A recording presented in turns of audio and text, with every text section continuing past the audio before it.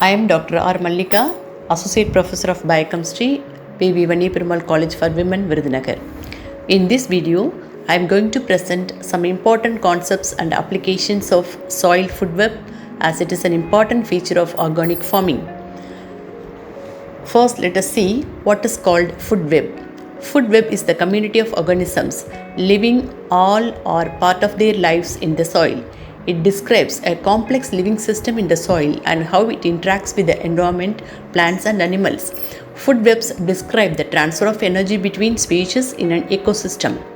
Although not apparent to the naked eye, a healthy soil is a dynamic living system that is teeming with life.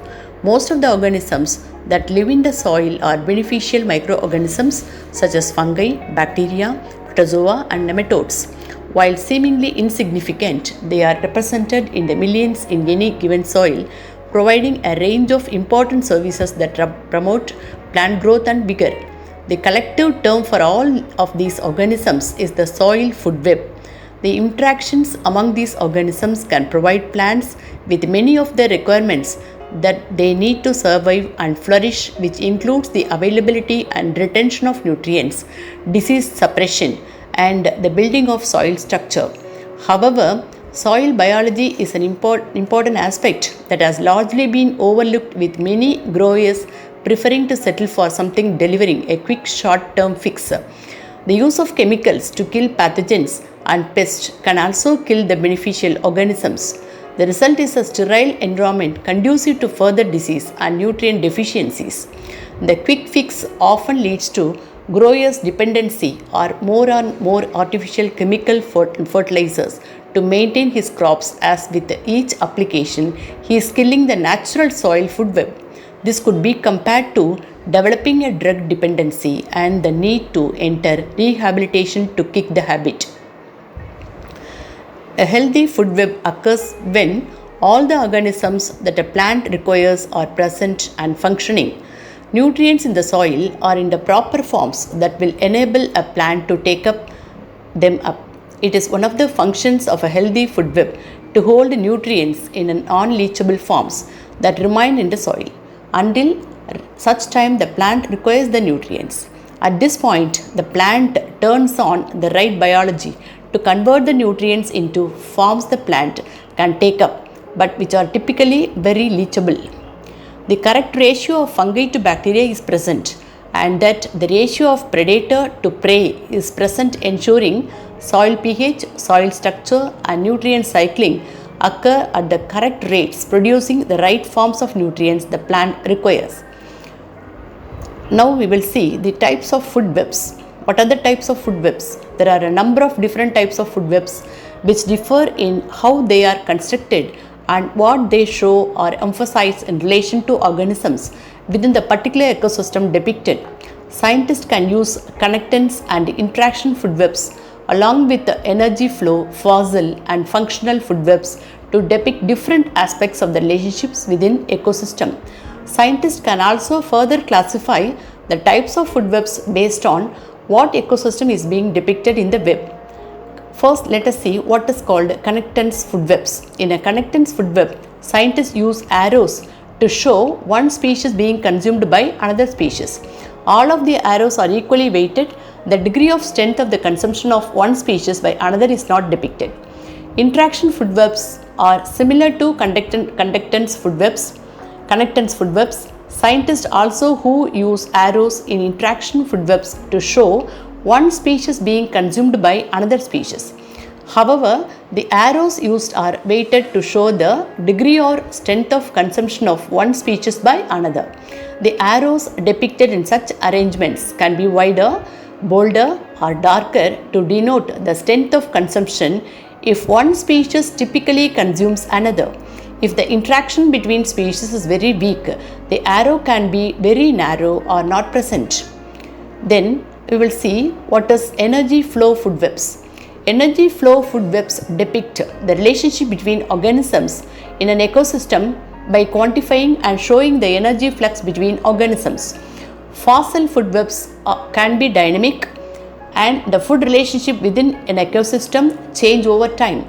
In a fossil food web, scientists attempt to reconstruct the relationships between species based on available evidence from the fossil record. Then, what is called functional food webs. Functional food webs depict the relationship between organisms in an ecosystem by depicting how different populations influence the growth rate of other populations within the environment. Importance of study of food webs. Food webs show us how energy moves through an ecosystem from the sun to the producers to consumers. This interconnectedness of how organisms are involved in this energy transfer within an ecosystem is a vital element to understand food webs and how they apply to real world science. Just as energy can move through an ecosystem, other substances can move through as well. When toxic substances or poisons are introduced into an ecosystem, there can be devastating effects. Bioaccumulation and biomagnification are important concepts. Bioaccumulation is the accumulation of substance like a poison or contaminant in an animal. Biomagnification refers to build-up and increase in concentration of said substance as it is passed from trophic level to trophic level in a food web. Trophic levels in a food web. Now we will see what are the different trophic levels in a food web. Primary producers. Primary producers make their own food via photosynthesis. Photosynthesis uses the sun's energy to make food by converting its light energy into chemical energy. Primary producers examples are plants and algae. These organisms are also known as autotrophs. Primary consumers are those animals that eat the primary producers. They are called primary as they are the first organisms to eat the primary producers who make their own food. These animals are also known as herbivores. Examples of animals in this designation are rabbits, beavers, elephants and moose. Secondary consumers consist of organisms that eat primary consumers. Since they eat the animals that eat the plants, these animals are carnivores or omnivorous. Carnivores eat animals while omnivores consume both other animals as well as plants. Bears are an example of secondary consumer. Similar to secondary consumer, tertiary consumers can be carnivorous or omnivorous. The difference being the secondary consumers eat other carnivores. An example is an eagle. Lastly, the final level is composed of apex predators. Apex predators are at the top because they do not have natural predators. Lions are an example. Additionally, organisms known as decomposers consume dead plants and animals and break them down. Fungi are examples of decomposers. Other organisms known as detritivores consume dead organic material. An example of detritivore is a vulture. Then we will see something about energy movement. Energy flows through the different trophic levels. It begins with the energy from the sun that autotrophs use to produce food. This energy is transferred up the levels as the different organisms are consumed by members of the levels that are above them. Approximately 10% of energy that is transferred from one trophic level to another trophic level is converted to biomass. Biomass refers to the overall mass of an organism or the mass of all the organisms that exist in a given trophic level. Since organisms expend energy to move around and go about their daily activities, only a part of the energy consumed is stored as biomass. Then we will see some important functions of a healthy food web. They are: number 1, retention of nutrients so that they do not leach or pass off as a vapor from the soil. Retaining the natural nutrients means a decrease in the need for fertilizer usage. Number 2, nutrients are cycled into the right forms at the right rates for the plant.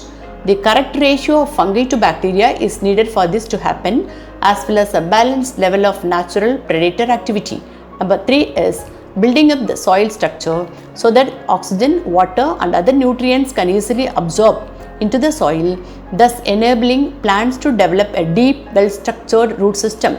When the biology is functioning properly, water use is reduced, the need for fertilizer is reduced and the plant growth is increased. And then suppression of disease-causing organisms via competition with beneficials by setting up the soil and foliar conditions so as to assess the beneficials as opposed to diseases.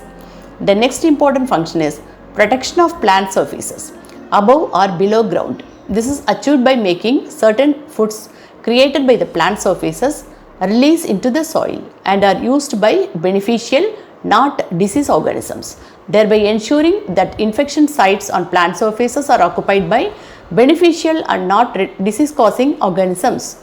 This also ensures that the certain predators that prefer disease causing organisms are present to consume them.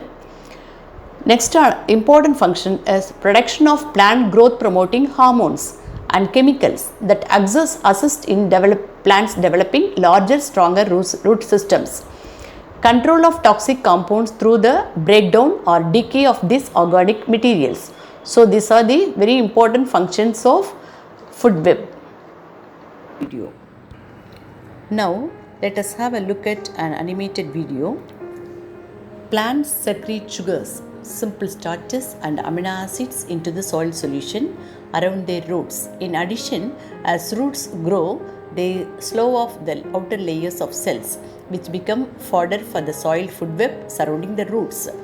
Populations of bacteria multiply, mycorrhizal spores germinate and infiltrate the roots, and the roots become completely encrusted with bacteria and beneficial fungi. As the number of bacteria grow and mycorrhizal hyphae spread into the surrounding soil, soil predators increase in response to increasing prey populations. Protozoa, amoebas, paramecia, rotifers, flagellates graze along the edges of these encrusted roots. Larger predators like nematodes and earthworms move through the soil, feeding on the bacteria, fungi and protozoa around the roots. On the soil surface, microarthropod shredders like Orapidid, turtle mites, Sclenitonize fallen leaves, shredding them into smaller pieces, and that bacteria and fungi in the soil can use for food. Springtails feed on the fungi, and dead compost worms feed on fungi, bacteria, nematodes, and protozoa in the soil food web. Every time a member of the soil food web urinates or defecates, your vegetables get a microburst of fertilizer right at the root hairs of your plants. Yes, the amounts are tiny, but the numbers are vast. Billions of transactions every day. From this video, I hope that you all understood clearly about various concepts and applications of food web, and this will be very useful to you to learn about organic farming. Thank you for your patient hearing. Thank you.